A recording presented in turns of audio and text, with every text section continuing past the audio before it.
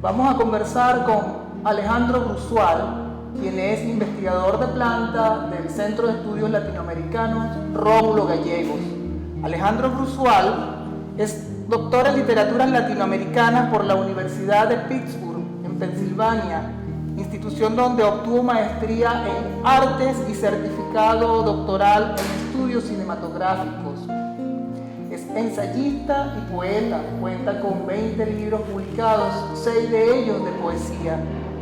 Se ha dedicado a estudiar la obra del escritor venezolano Enrique Bernardo Núñez.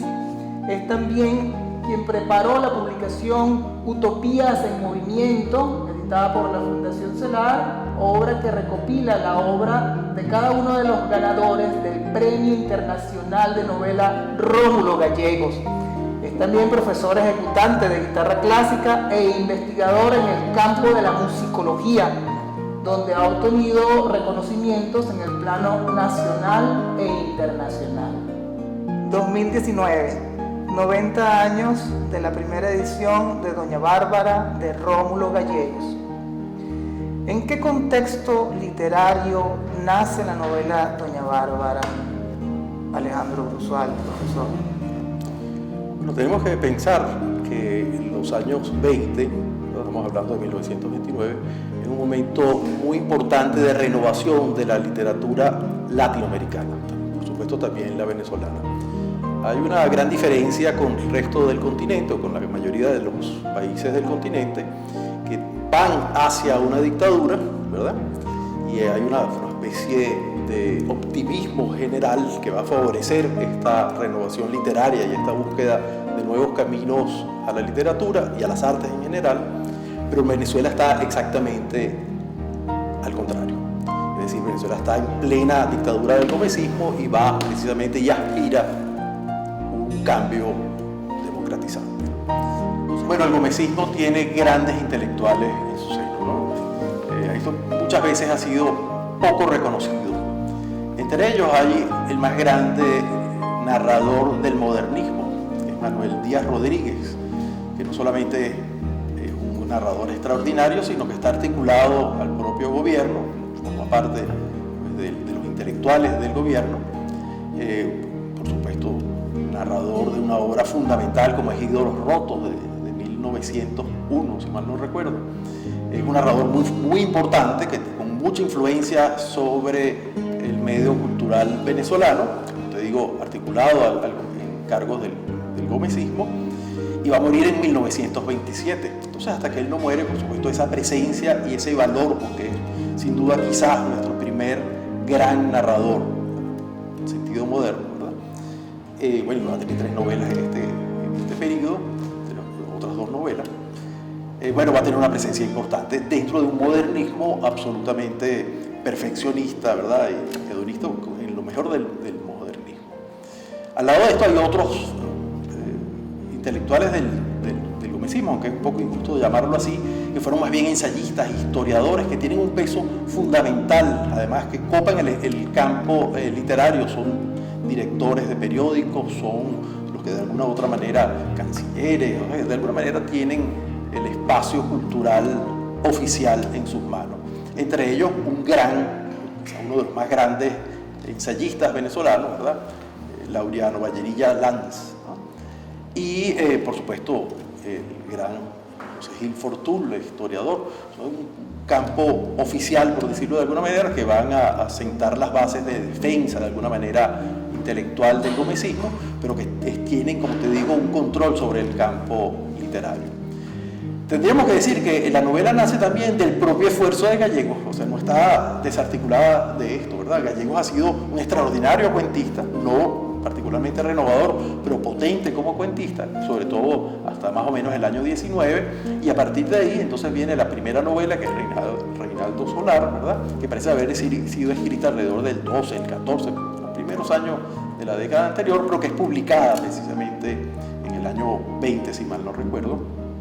Después va a venir La Trepadora, que ya es una obra madura. Reinaldo Solar es una obra inmadura, desequilibrada, que anuncia sin duda muchos de los temas que va a trabajar Gallegos después está el problema de las haciendas, ¿no? De la familia, el problema de que se viene preguntando desde Peonía, ¿verdad? ¿Cómo se hace una literatura, una narrativa nacional? Esa es una pregunta que se la hace, por supuesto, Peonía, que la hace Manuel Díaz Rodríguez, que es el personaje principal de Ídolos Rotos, por supuesto es un artista, ¿verdad? Se la hace Pocaterra, se la hace Reinaldo Solar en la primera novela de Rómulo Gallego. Después va a venir La Trepadora, que está mucho más cerca de Doña Bárbara, que es una obra ya potente, ya madura, que tiene grandes cualidades y que tiene rasgos que no voy a hablar ahorita, pero que anuncian cosas muy importantes para interpretar Doña Bárbara, ¿verdad? Que si mal no recuerdo también del año 24, pero que bueno, que se inscribe en esto, en un novelista, en un cuentista que logra hacer realmente cuentos importantes, cuentos potentes, que anunciaban sin duda no un narrador del relato breve, sino un narrador de alto vuelo, quiero decir, en extensión. Viene Reinaldo Soler, viene la Trepadora y por supuesto llega. Es importante concebir y entender que Rómulo Gallegos está haciendo un catálogo. Rómulo Gallegos no está escribiendo libros sueltos. Rómulo Gallegos hace un catálogo de libros que es muy interesante pensarlo dentro de lo que es el propio gomecismo. Sabemos, por supuesto, el inmenso debate que va a hacer Doña Bárbara, toda la obra de Gallegos, con el gomecismo y él mismo como un gran opositor y una alternativa al gomecismo. Pero en cierto sentido, el proyecto de Gallegos, ¿verdad?, de unir en su obra y en su catálogo, en su estilo, en su forma de narrar, en él, ¿verdad?, la diversidad de la nación, porque las novelas precisamente van siendo ubicadas, y tú hablabas, o hemos hablado pues, de la idea de Doña Bárbara vinculada al llano, ¿verdad? Vemos que él está haciendo la unidad de la nación en la diversidad, es decir, la unidad de la diversidad, que su obra, el catálogo de su obra, es la unión de la diversidad, ¿verdad? Es lo común que hay en todas ellas, de regiones que no tienen en realidad gran contacto, y que va a ser el gomecismo precisamente la que los ponga en contacto, no solamente contacto físico, contacto hecho además con carreteras labradas por los propios presos, muchos de ellos políticos, una cosa interesante, ¿verdad? Pero es decir que Gómez va a hacer que la nación se una, ¿verdad? Una unión física, una unión a través de la violencia, ¿verdad? Va a unificar la violencia, va a unificar las finanzas, es decir, construye la nación moderna en el propio gomecismo.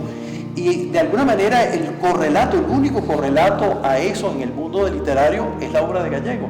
Gallego, su obra y él como Gallego termina siendo un equivalente, aunque esto crea una tensión, un equivalente al propio Gómez, ¿verdad?, para lo que significa la unión de lo diverso. En febrero del 1929 sale editada Doña Bárbara en España, y un conjunto de críticos relevantes la consideran la obra del mes. Una obra, como dices, que habla del llano venezolano, de realidades latinoamericanas.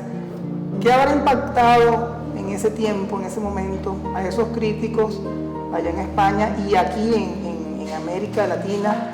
¿Qué impacto causó Doña Bárbara? ¿Por qué fue tan relevante su entrada al mundo de las letras? Bueno, déjame plantearlo. Dice varias cosas que son dignas de comentar, ¿no? Lo primero, que es el libro del mes en España, no en Venezuela. En Venezuela, por supuesto, va a causar inmediatamente un gran impacto y va a ser la obra consagratoria de Gallegos, sin ninguna duda, ¿verdad? Y es una obra que está, el año 29, está en tensión, yo diría, crea una especie de trilogía narrativa. Estamos hablando ahora de narrativa y estamos hablando de novela, ¿no?, que yo creo que es importante para poder entender esto, ¿no? Está, por supuesto, Doña Bárbara, a la cual vamos a hablar un poquito más tarde, y están nuestras dos novelas en tensión que se están escribiendo y que van a ser publicadas un poquito más tarde, de dos generaciones, ¿no? Quizás no podamos decir que es una generación completa, pero de autores más jóvenes.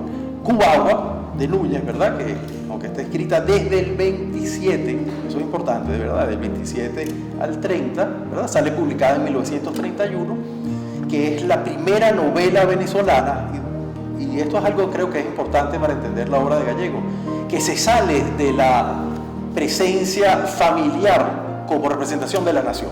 Todas las otras novelas que hemos hablado, inclusive desde Peonía, inclusive desde Zárate, que yo creo que es la primera, verdadera novela venezolana. Están articuladas de alguna manera a un diálogo con la familia. Y toda la obra de Gallegos, en toda la obra de Gallegos está una familia que o se articula o que se pelean o que tienen que ver con las recuperaciones, toda la problemática de la familia. La familia es, yo diría, como el núcleo de representación de la nación, inclusive Doña Bárbara, Las Lanzas Coloradas, que es la tercera novela. Cubagua no tiene nada que ver con esto, eso es una de las grandes potencias de Cubagua, no me voy a ir por ahí, pero es importante que Cubagua está anunciando otra problemática y otras soluciones y otro país, ¿verdad?